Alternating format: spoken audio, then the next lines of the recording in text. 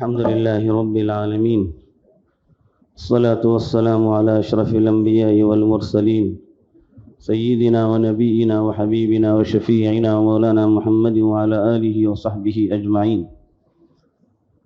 أعوذ بالله من الشيطان الرجيم. بسم الله الرحمن الرحيم. الذين آمنوا وتطمئن قلوبهم بذكر الله ألا بذكر الله تطمئن القلوب. صدق الله العظيم. بزرگان محترم، بھائیوں اور دوستوں، اللہ تعالیٰ نے جس دین کے لیے ہمیں منتخب فرمایا یا جس دین کے ماننے والوں میں ہمیں بنایا ہے، اس دین کو اللہ نے ہر طبقے والوں کے لیے بڑا آسان، بڑا سہل بنایا ہے. چنانچہ پڑھا لکھا آدمی، غیر پڑھا لکھا آدمی، مالدار ہو، غریب ہو، طاقتور ہو، کمزور ہو، بڑے طبقے کا ہو، چھوٹے طبقے کا ہو، بادشاہ ہو، امیر ہو، رعایا ہو، ہر ایک کے لیے اس دین پر عمل کرنا بڑا آسان اور بڑا سہل اللہ تعالیٰ نے بنایا ہے. اور اس دین کے اندر اللہ تعالیٰ نے بعض ایسی چیزیں لوگوں کے لیے عطا کی ہیں کہ جن چیزوں کے ذریعے بندہ اللہ تبارک و تعالیٰ کا قرب حاصل کرتا ہے. چنانچہ اللہ تعالیٰ کے قرب میں جس طرح سے نفل عبادات ہیں، اسی طرح سے اللہ تعالیٰ کا ذکر ایک ایسی چیز ہے جو انسان کو قلبی اعتبار سے بھی سکون فراہم کرتا ہے اور اللہ تبارک و تعالیٰ کا قرب بھی اسے عطا کرتا ہے. الذین آمنوا وتطمئن قلوبہم بذکر اللہ. اللہ نے تعریف کرتے ہوئے فرمایا وہ لوگ جو ایمان لائے اور ان کے دل اللہ کے ذکر سے مطمئن ہوئے. الا بذکر اللہ تطمئن القلوب. اللہ تعالیٰ فرما رہے ہیں کہ سن لو، آگاہ ہو جاؤ کہ اللہ کا ذکر ہی ایسی چیز ہے جس سے انسان کے دلوں کو اطمینان حاصل ہو سکتا ہے. دلوں کا اطمینان اللہ کے ذکر کے اندر. بزرگوں اور بھائیوں، ذکر انسان کے لیے اس طرح سے آسان بنایا گیا ہے، انسان کے لیے اس کے لیے کوئی قید و بند نہیں ہے، کوئی مخصوص ہیئت نہیں ہے، کسی مخصوص جگہ پر بیٹھنا اس کے لیے شرط نہیں ہے.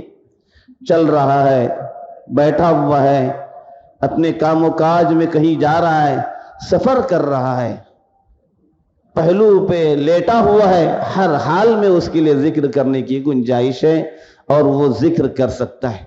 اتنا آسان عمل اللہ تعالیٰ نے دیا ہے، لیکن اس آسان عمل کے ساتھ ساتھ اللہ تعالیٰ نے اس عمل پر بڑے اجر و ثواب کا وعدہ کیا. سب سے پہلی چیز جو بتائی گئی وہ انسان کے لیے دلوں کا سکون و اطمینان. انسان کے دل کو اگر سکون نہ ہو، کسی کام میں اس کو لطف نہ آئے، کوئی کام وہ اطمینان سے نہ کر سکے.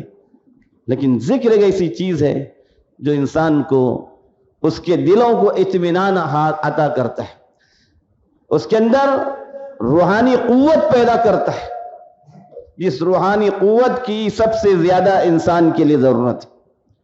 ان اذکار میں کچھ وہ اذکار ہیں جو صبح شام کے اذکار ہیں جن کی پابندی انسان کو بہت سی ناگہانی چیزوں سے حفاظت میں رکھتی، آفات و مصائب سے اپنے حفظ و امان میں رکھتی.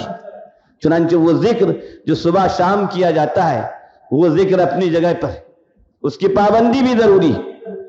کچھ وہ اذکار ہیں جو نمازوں کے بعد پڑھے جاتے ہیں اور سوتے وقت پڑھے جاتے ہیں، اس کی بھی پابندی انسان کے لیے اس کی مصائب، اس کی مشکلات، اس کی تھکاوٹوں کو دور کرنے والے اور اس کے لیے سکون فراہم کرنے والے ہوتے ہیں. تسبحون اللہ وتکبرون وتحمدون 33 دبر کل صلاۃ. اللہ کے نبی صلی اللہ علیہ وسلم نے فرمایا کہ ہر فرض نماز کے بعد 33 دفعہ سبحان اللہ، 33 دفعہ الحمدللہ اور 33 دفعہ اللہ اکبر، اور پھر 100 کا جملہ اس طرح سے پورا کیا جائے: لا الہ الا اللہ وحدہ لا شریک لہ لہ الملک ولہ الحمد وہو علی کل شیء قدیر. اللہ کے نبی نے فرمایا کہ انسان کے گناہوں کو اس طرح سے ختم کرتا ہے، وَإِن كَانَتْ مِثْلُ زَبَدِ الْبَحْرِ، سمندر کے جھاگ کے برابر بھی کیوں نہ. 1 منٹ کا بھی عمل نہیں ہے، اور یہ عمل اتنا بلند عمل ہے.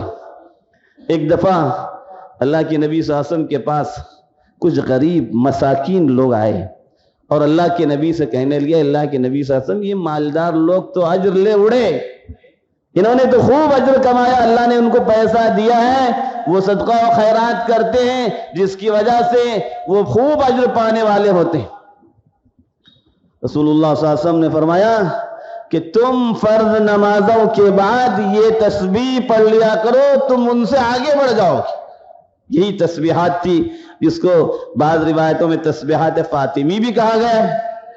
آپ نے اپنی دختر لخت جگر حضرت فاطمہ کو جب انہوں نے گھر میں کسی خادم یا باندی کی مطالبے کو لے کر حاضر ہوئی تھی، آپ نے ان سے یہی کہا تھا کہ فرض نمازوں کے بعد اور رات میں جب سونے لگو تو یہ تسبیح پڑھ لیا کرو، تمہارے لیے خادم اور غلام سے بھی زیادہ بہتر. اللہ تمہارے اندر وہ قوت و طاقت عطا کرے گا جو تمہیں خادم و باندی سے جو ہے اللہ تبارک و تعالیٰ تم کو غنی کر دے گا، تم کو اس کی ضرورت نہیں پڑے گی. ایک تو انسان کے لیے اخروی اجر اور دوسرے جگہ انسان کے لیے دنیاوی اجر اس کے اندر رکھے.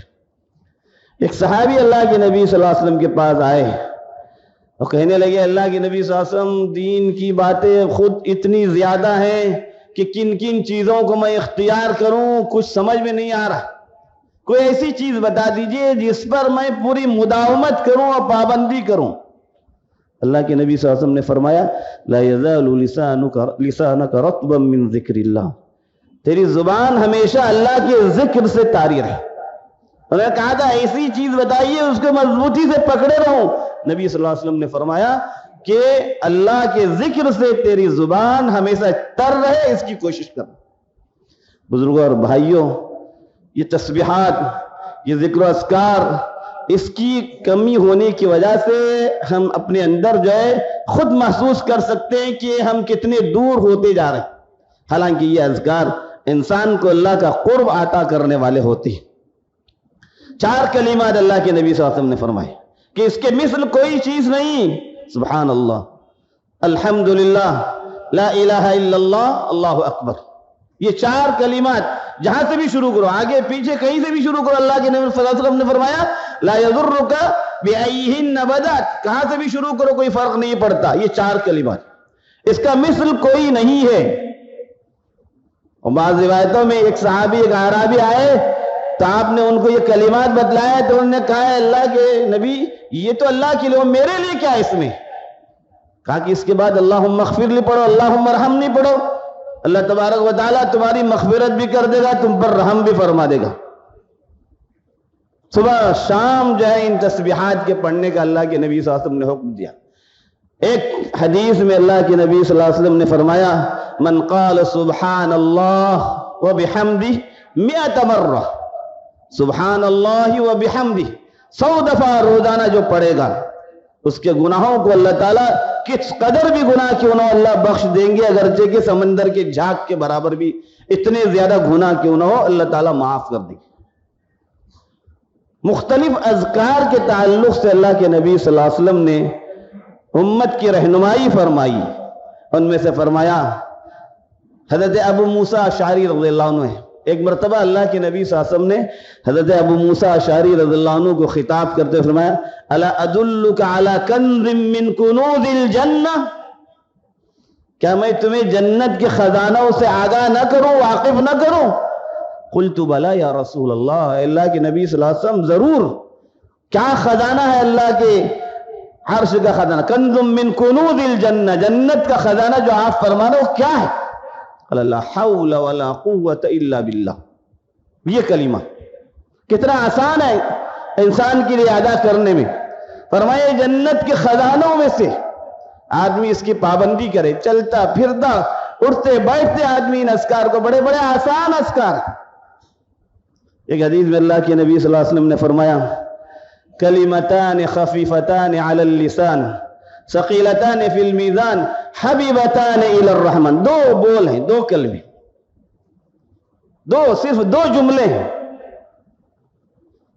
فرمایا زبان میں ادا کرنے کے لیے بڑے ہلکے پھلکے، کوئی مشکل نہیں ادائیگی اس کی. اور اللہ کے میزان میں ترازو میں جب اعمال تولے جائیں گے سب سے زیادہ وزنی ہیں یہ کلمات. اور پھر اس کی تیسری فضیلت آپ نے فرمائی حبیبتان الی الرحمن، اللہ کو بہت محبوب و پسندیدہ ہے. 2 کلمے کتنی فضیلتیں اللہ کے نبی نے بتلائی کہ ادائیگی کے لحاظ سے تو بڑے آسان ہیں زبان پر، اور میزان اعمال میں سب سے زیادہ وزنی، ترازو میں سب سے زیادہ وزن کرنے والے کوئی کلمات ہیں تو یہ ہیں، اور اللہ کو بھی پسند ہے یہ سب سے زیادہ. سبحان اللہ و بحمدہ سبحان اللہ العظیم، یہ 2 جملے اس کے پڑھنے پر کتنا اجر و ثواب اللہ تعالیٰ دیں گے. امام بخاری رحمۃ اللہ علیہ نے اپنی کتاب کا اختتام اسی حدیث پر فرمایا کہ اتنا آسان انسان کے لیے، زبان پر ادائیگی آسان، چلتے پھرتے آدمی پڑھ سکتا ہے، کوئی مشکل نہیں.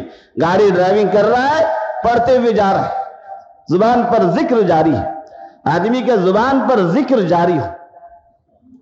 اللہ کے نبی صلی اللہ علیہ وسلم معراج میں تشریف لے گئے تھے. سیدنا ابراہیم علیہ السلام سے ملاقات ہوئی. واپسی پر حضرت ابراہیم علیہ السلام نے فرمایا اپنی امت کو میرا سلام کہنا، امتیوں کو میرا سلام کہنا اور بتلانا کہ جنت وہ خالی زمین ہے، چٹیل میدان ہے جنت کی زمین، اور وہاں پر جو لگائے جائیں گے درخت وہ اللہ کی تسبیح و تحمید ہیں. سبحان اللہ الحمدللہ، یہ کلمات جب آدمی ایک دفعہ سبحان اللہ کہہ دیتا ہے، اللہ وہاں پر جنتی کے لیے ایک درخت لگا دیتا ہے جنت، وہاں سے وہ پھل کھائے گا. بزرگوں اور بھائیوں، بڑے آسان کلمات، بڑا آسان، اللہ نے ذکر کو بڑا آسان بنایا اور ذکر کے ذریعے اس کو بڑی بلندی عطا کی. سب سے پہلے اپنا قرب عطا کیا، اس کے دل کو اطمینان قلب عطا کیا، اس کو سکون عطا کیا، اس کے لیے میزان حسنات میں، نیکیوں کے ترازو میں اس کو جو ہے وزنی اور بھاری بنایا.